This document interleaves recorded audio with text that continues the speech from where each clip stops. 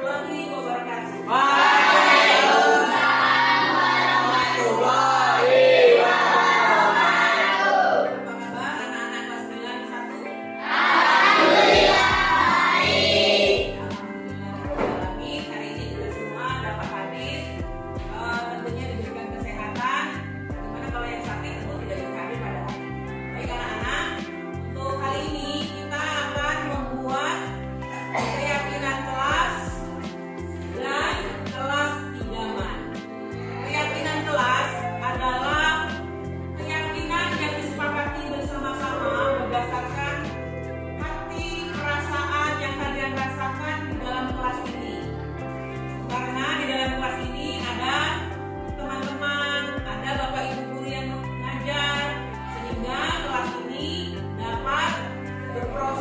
Pembelajaran secara baik, ya. Untuk kelas idaman, kelas yang bagaimana yang kamu harapkan supaya kelas 91 ini proses pembelajarannya, keadaannya, situasinya baik dan menyenangkan. Ya, baik anak-anak. Di sini kalian telah dibagikan not untuk ditempelkan pada lembar keyakinan kelas dan kelas idaman. Untuk itu silakan ditulis keyakinan kelas dan kelas idaman yang bagaimana menurut kalian secara individu untuk mewujudkan kelas yang baik. Silakan.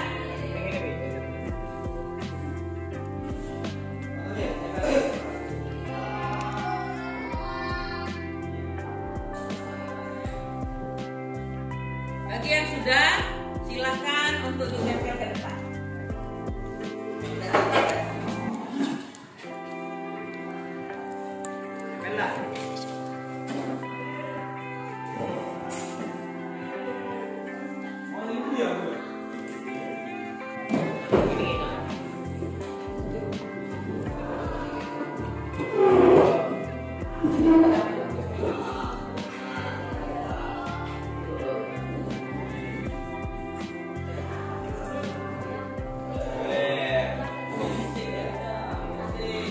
Baik anak-anak, silakan duduk kembali ke tempatnya masing-masing. Tadi kalian sudah menuliskan keyakinan kelas dan kelas idamannya.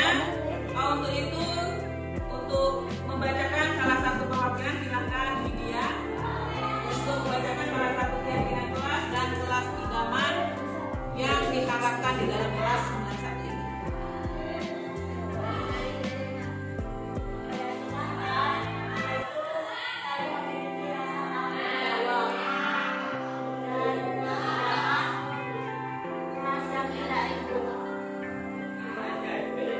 Kita beri tepuk tangan untuk Lydia.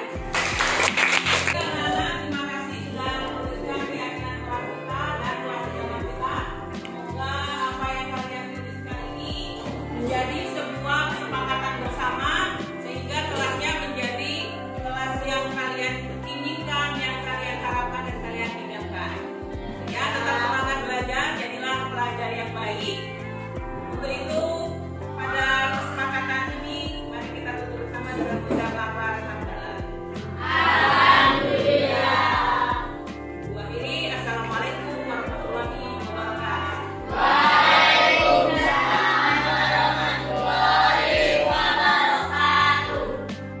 Selamat siang, nama saya Ibu Gunawan dari kelas 1.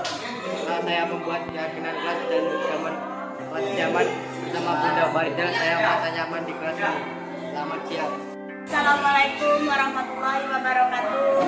Saya Widya Regina Putri dari kelas 91. Setelah membuat keyakinan kelas dan kelas idaman bersama Bunda Farida, saya merasa lebih nyaman belajar di dalam kelas. Wassalamualaikum warahmatullahi wabarakatuh. Waalaikumsalam warahmatullahi wabarakatuh.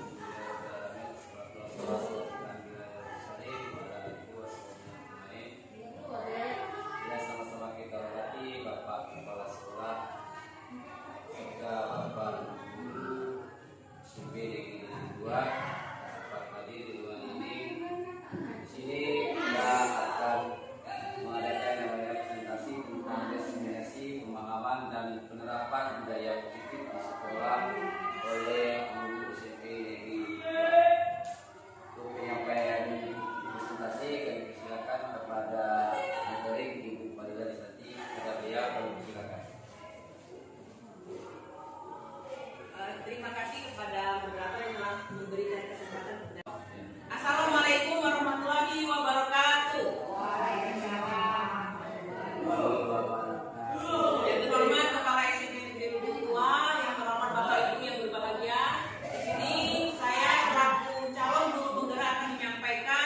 modul 1.4 tentang budaya positif sekolah. Bapak Ibu yang saya hormati, di mana budaya positif sekolah ini yang perlu saya sampaikan sebagai konsep utama budaya positif. Pertama, pembelajaran dengan paradigma baru. Yang kedua, disiplin positif. Yang ketiga, kebutuhan dasar manusia. Yang keempat, motivasi perilaku manusia. Yang kelima, posisi kontrol restitusi. Yang keenam, nilai kebajikan dan keyakinan kelas. Dan terakhir, segitiga restitusi. Baik Bapak Ibu, di sini yang pertama saya akan menyampaikan tentang pembelajaran dengan paradigma baru, di mana pembelajaran dengan paradigma baru ini dirancang berdasarkan prinsip pembelajaran yang berdiferensiasi sehingga setiap siswa belajar sesuai dengan kebutuhan dari tahap perkembangannya untuk mewujudkan profil pelajar Pancasila.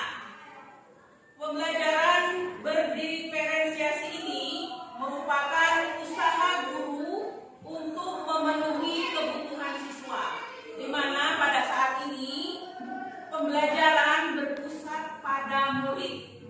Ya, karena pembelajaran pada murid, maka sebaiknya kita harus memperhatikan perilaku-perilaku pembelajaran kepada murid. Nah, di dalam pembelajaran ini perlu kita mensukseskan profil pelajar Pancasila. Adapun profil pelajar Pancasila ini ada 6. Yang pertama, beriman dan bertakwa kepada Tuhan Yang Maha Esa. 2, berkebinekaan global. 3, bergotong royong. 4, kreatif. 5, bernalar kritis. Dan 6, mandiri. Selanjutnya, yang harus disampaikan adalah tentang disiplin positif. Disiplin positif ini menjadi suatu yang dilakukan seseorang pada orang lain untuk mendapatkan kepatuhan. Kita cenderung menghubungkan dengan kata disiplin dengan ketidaknyamanan. Sebagai pendidik, tujuan kita adalah menciptakan anak-anak yang memiliki disiplin diri sehingga mereka bisa berperilaku dengan mengacu pada nilai-nilai kebajikan universal dan memiliki motivasi intrinsik bukan ekstrinsik. Di sini ada kata disiplin. Biasanya kita kaitkan dengan tata tertib. Nah, di mana perilaku tata tertib ini harus dipatuhi oleh pelaku sebagai pelakunya adalah murid kita. Nah, disinilah kita harus menanamkan budaya positif. Apa yang harus dilakukan oleh seorang guru untuk melakukan perbaikan-perbaikan yang disadari oleh murid sehingga mereka tidak melanggar peraturan yang kita buat. Selanjutnya, kebutuhan dasar manusia. Pada dasarnya kebutuhan ini yang pertama adalah bertahan hidup, kasih sayang dan rasa diterima, terus penguasaan, ada rasa kebebasan dan ada rasa kesenangan. Tentunya jangankan murid, kita sebagai guru saja memerlukan kebutuhan dasar manusia ini. Selanjutnya yang perlu kita perhatikan adalah motivasi perilaku manusia. Motivasi merupakan dorongan yang timbul pada diri seseorang secara sadar atau tidak sadar untuk melakukan suatu tindakan dengan tujuan tertentu dibagi menjadi 3. Yang pertama, menghindari ketidaknyamanan dan hukuman, di mana murid melakukan disiplin diri karena ia takut dihukum. Ini merupakan motivasi ekstrinsik, maksudnya motivasi dari luar bukan dari dalam. Dia takut dihukum. Yang kedua adalah mendapatkan imbalan atau penghargaan diri dari orang lain. Nah, kita sebagai guru mungkin secara tidak sengaja di dalam pembelajaran, siapa yang menjawab pertanyaan dengan benar akan kita kasih, kita iring-iringi sebuah penghargaan, misalnya permen atau nilai yang besar. Nah, hal ini merupakan perilaku disiplin positif yang kurang memotivasi karena dia ingin mendapatkan imbalan. Ini merupakan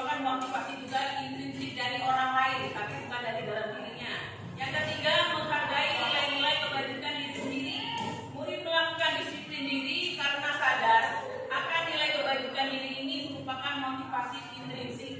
Nah, disinilah kita sebagai guru untuk menimbulkan nilai-nilai kebajikan dari dalam diri murid untuk menjadi pelaku disiplin yang baik yang lahir dari dalam dirinya sendiri. Nah, nilai kebajikan tersebut misalnya dia menimbulkan rasa hormat kepada gurunya, rasa kasih sayang antara murid dengan gurunya, sehingga di dalam kegiatan perilaku disiplin ini anak-anak sadar dengan dirinya sendiri, bukan karena peraturan atau tata tertib yang dilakukan oleh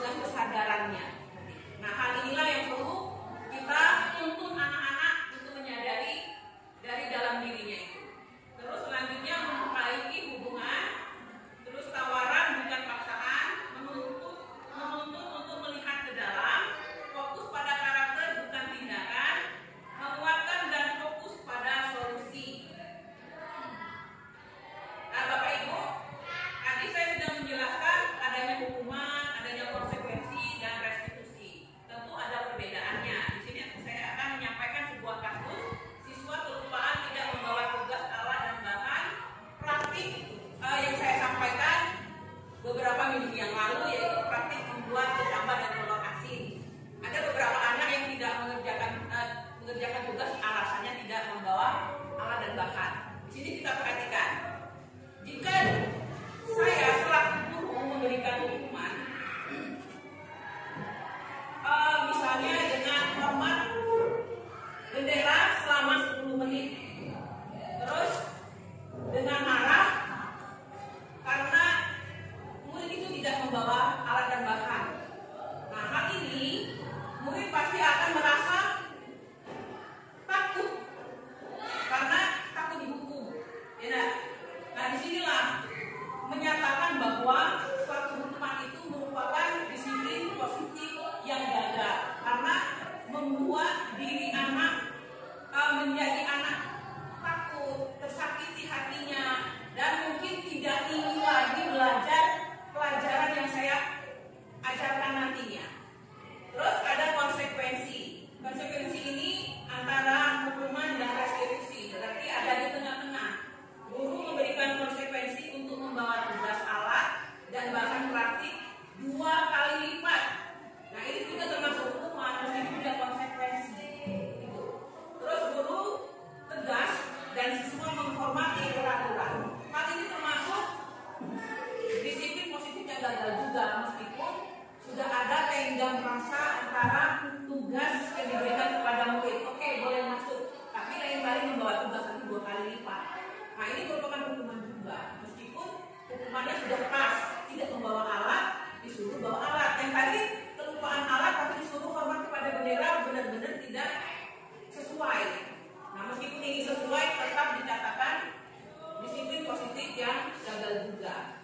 Nah, bagaimana cara mengatasi disiplin positif yang sukses? Menggunakan restitusi ini, yaitu contohnya guru menanyakan keyakinan kelas diri atau dirinya dengan membantu siswa menyelesaikan masalahnya. Terus guru terbuka dan siswa menghormati dirinya dan orang lain. Nah, di sini kenapa dia tidak membawa alat? Perlu kita tanyakan atau melakukan pendekatan-pendekatan dengan tidak memaksakan kehendak kita sebagai guru dan tidak menjadikan suatu kesalahan itu sebuah hal yang harus dipatuhi. Nah, disinilah pembelajaran paradigma baru ini, bahwa kita sebagai guru meyakini bahwa pelajaran paradigma baru ini adalah berprinsip kepada pembelajaran berpihak pada murid, bukan berpihak pada guru. Baik, Bapak Ibu, selanjutnya contoh 5 penerapan posisi kontrol. Nah, di sini sebagai guru kita sudah melakukannya dari awal sampai akhir, sampai kita menjadi guru saat ini, di mana posisi kontrol kita itu ada 5, yaitu sebagai penghukum, sebagai pembuat rasa bersalah kepada siswa, sebagai teman, sebagai pemantau, dan terakhir adalah sebagai manajer. Nah, di sini tentunya yang telah kita lakukan, tentu kita sadar apa yang kita lakukan. Sebagai contoh untuk menghukum, patuhilah aturan sekolah lalu berdiri di depan barisan. Hal ini dilakukan pada saat siswa tidak memakai atribut lengkap saat upacara bendera. Seperti tadi yang kita lakukan, anak tidak patuh terhadap kegiatan upacara bendera. Kita nyuruh dia berdiri di depan. Hal ini merupakan suatu hukuman. Boleh saja kita melakukan hukuman untuk memberikan pelajaran kepada teman-teman yang lain, tetapi tidak secara terus-menerus. Hal ini perlu kita perbaiki, bukan kita rubah, kita perbaiki step by step atau perlahan, sehingga nantinya kita sebagai guru tepat pada tujuan kita, yaitu sebagai manajer. Nah, yang kedua adalah membuat rasa bersalah. Nah, di sini kita sering melakukannya tanpa tidak sadar. Anak-anak merasa tersakiti karena kita selalu menyalahkan. Di sini ada kata, berapa kali ibu harus memberitahu kamu, ibu guru kecewa sama kamu. Nah, itu sering kita lakukan. Hal ini membuat anak merasa bersalah, merupakan identitas disiplin yang gagal karena anak merasa tersakiti hati.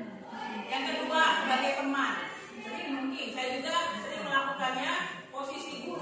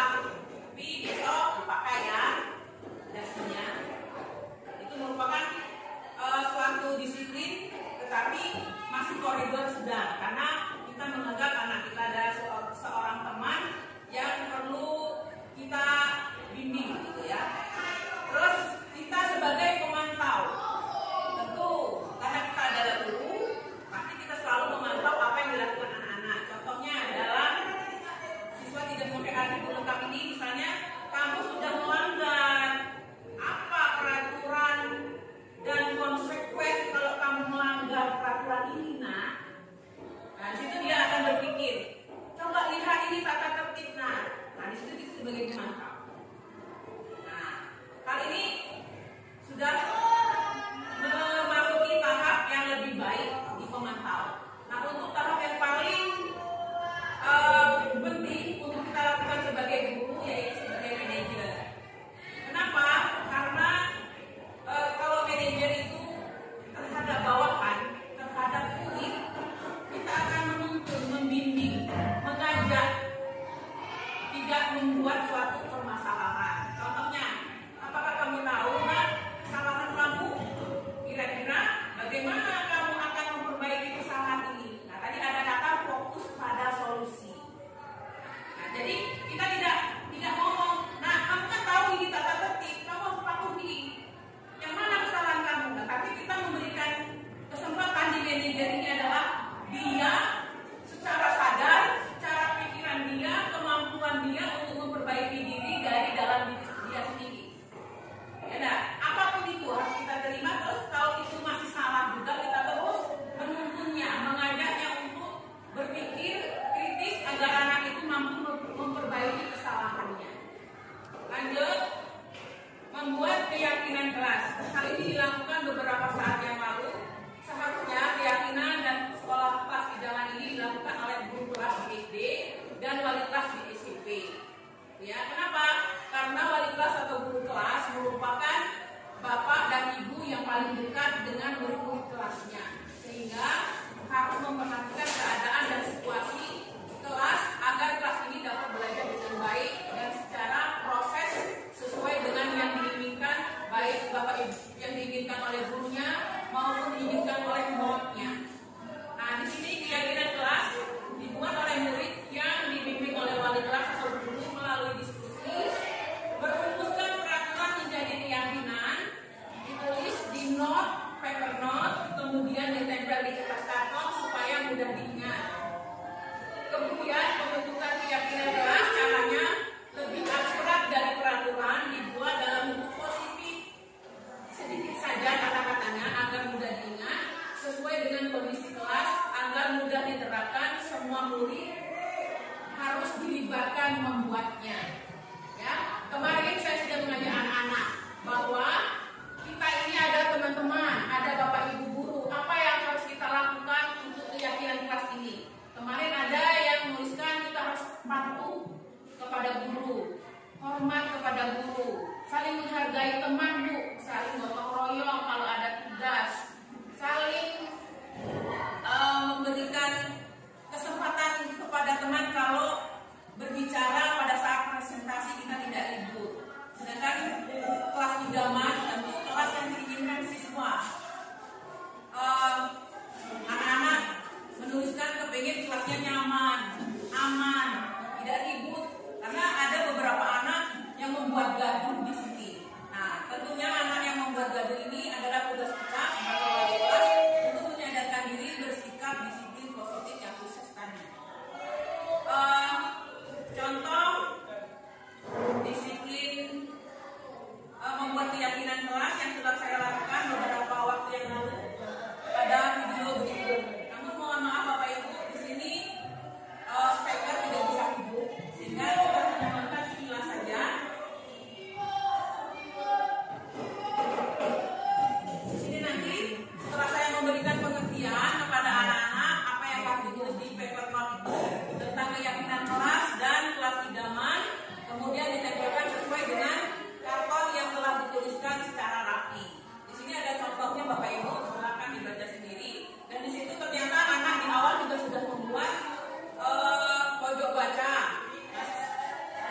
Merupakan suatu hal disiplin positif yang sudah kreatif duluan dilakukan oleh murid-murid. Nah Bapak Ibu perlu dibaca, itu ada salah satunya yang mengena sekali untuk ditujukan kepada guru di situ. Tapi anak-anak tidak berani untuk memberikan hal itu sebagai inisiatif mereka. Baik Bapak Ibu, kita lanjut saja. Nah di sini terakhir segitiga restitusi yang harus saya sampaikan ada 3, yaitu menstabilkan identitas, yang kedua validitas tindakan yang salah, yang ketiga menanyakan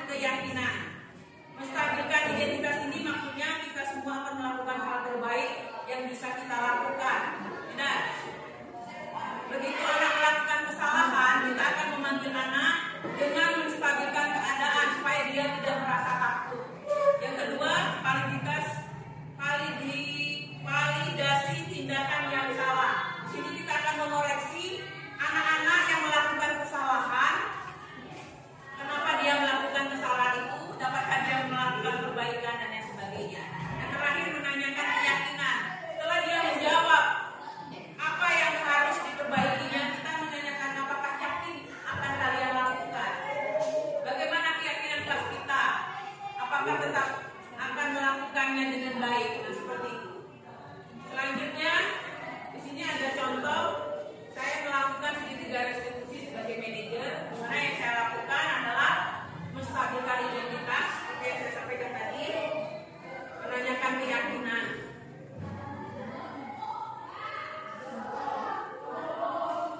Ya, video ini dilakukan seperti inilah seharusnya pada saat kita sebagai seorang guru apabila anak-anak mendapat sebuah kesalahan. Jangan langsung memberikan hukuman, tetapi kita menanyakan dulu, kita panggil baik-baik. Sebagai manajer, tentunya kita harus berada di dalam sebuah ruangan untuk anak merasa nyaman dan tidak terlihat oleh temannya. Kalau kita memarahi teman, anak-anak atau murid-murid di depan temannya, otomatis anak-anak akan merasa malu, merasa takut dan merasa tidak dihormati, baik itu kepada teman-teman maupun oleh gurunya. Bapak Ibu yang saya hormati, Standar Nasional Pendidikan menyampaikan dalam penerapan disiplin positif, hendaknya guru memiliki standar kepribadian, profesional dan sosial yang baik, di mana guru mampu merefleksikan pada posisi kontrolnya saat ini bagaimana perjalanan dirinya sebagai seorang among atau yang disebut adalah guru, yaitu posisi manajer yang menuntun murid-murid menjadi insan yang mandiri, merdeka, dan bertanggung jawab. Baik Bapak Ibu, terima kasih pada kesempatan ini penyampaian saya tentang modul 1.2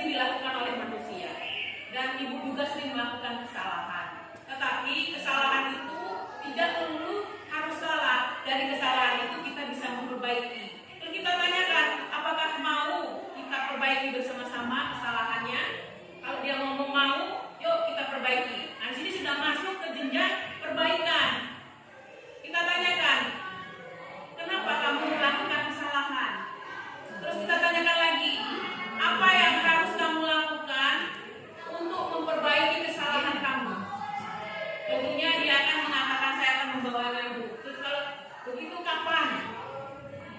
Itu kan? Sedangkan yang lain sudah melakukan praktik. Apakah kamu mau melakukannya? Mau. Atau dia membuat inisiatif lain? Mungkin saya tidak mampu Bu untuk membelinya, tapi saya mampu menggantikannya dengan praktik yang lain. Boleh saja. Jadi tidak menyakiti hatinya dan tidak memberatkan dia, karena dia yang meminta atas dasar dia sendiri. Nah, kalau di contoh yang kesalahan terhadap peraturan sekolah, tata tertib sekolah, misal selama ini dia tidak memakai atribut atau tidak kesalahan yang besar lah, misalnya bully dan lain sebagainya terhadap teman yang lain, otomatis kita panggil di sini posisi kita sebagai manajer, kita tanyakan supaya dia tidak bully lagi, apa yang harus dia lakukan atas kesadaran dia sendiri, bukan karena takut karena peraturan sekolah ini, hukuman sekolah ini. Nah, kalau dia membuat suatu pemecahan atau solusi pada dirinya sendiri, berarti dia harus konsekuensi untuk menjalankannya. Jadi yang harus kita lakukan bukan memberikan hukuman atau memberikan satu iming-iming, tetapi membuat anak menjadi menyadari atas kesalahannya, dan kita bareng-bareng sebagai guru menuntunnya mencari solusi. Nah, disinilah prinsip pembelajaran berpihak pada murid. Nah, yang kita lakukan selama ini adalah pembelajaran berpihak pada guru, karena semua keinginan guru harus dipatuhi oleh anak. Nah, itulah beda antara kurikulum sebelumnya dan kurikulum merdeka. Demikian, Bu Ros.